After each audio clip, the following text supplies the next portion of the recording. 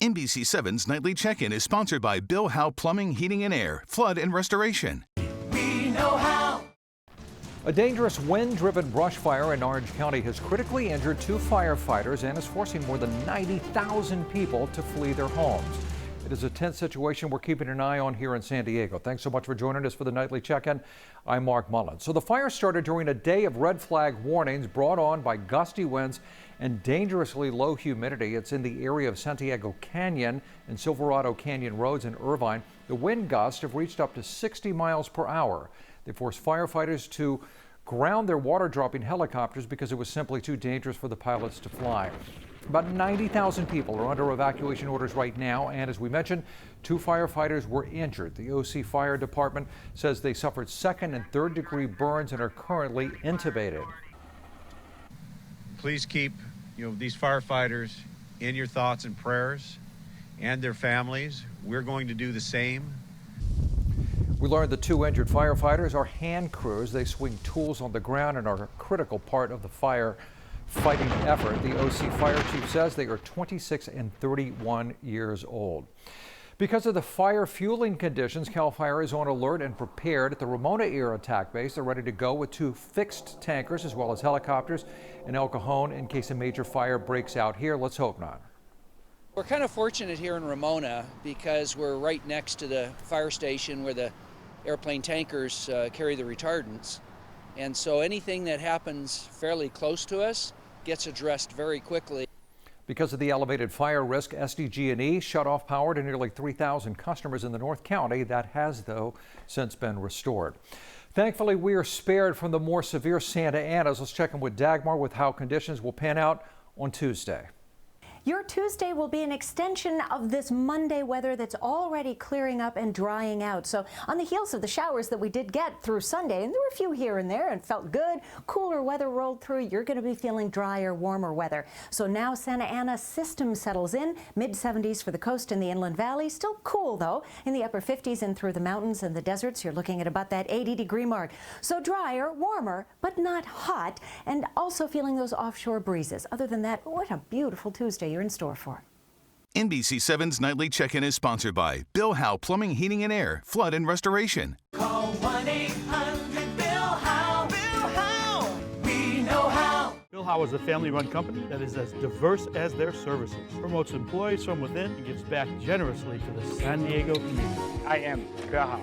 I am Bill Howe. We are Bill Howe. We are Bill Howe. Because we know how.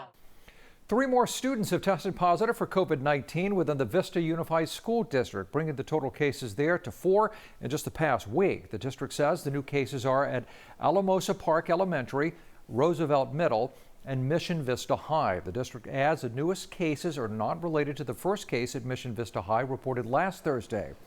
Right now, almost 300 students at that school are under quarantine.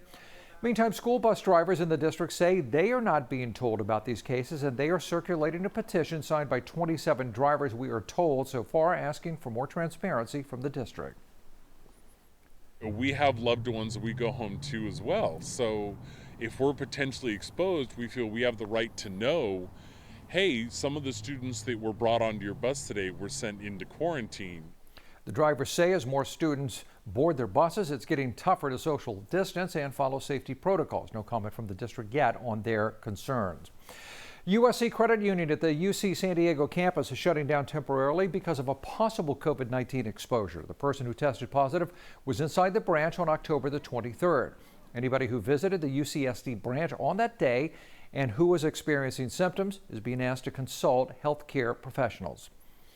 A popular local chain, Rubio's restaurant, has just filed a petition today in U.S. bankruptcy court. According to court papers, the fast casual chain known for fish tacos defaulted on some of its debt in June after pandemic-related shutdown slammed sales.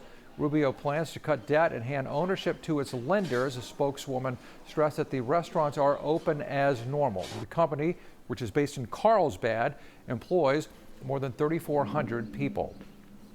We're just 9 days away from Election Day, but we are seeing we're 8 days away from Election Day, a record high number of early voting. Some North County businesses are offering deals if you show off your I voted sticker. One of those places is the Inn at Moonlight Beach in Encinitas. Co-owners Shangwon and Mike Kennedy call it vocation.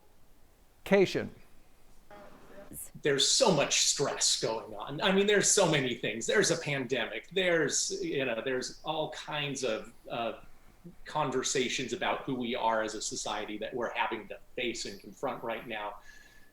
We really want to reward the people, for participating.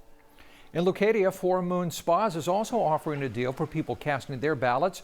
Earlier this year, we visited the spa, which dealt with closures for several months, but they are now back up and running and offering $10 off a facial or massage as long as you showcase that I voted sticker. The spa co-owner says she believes it is really an important time for women to exercise their right to vote.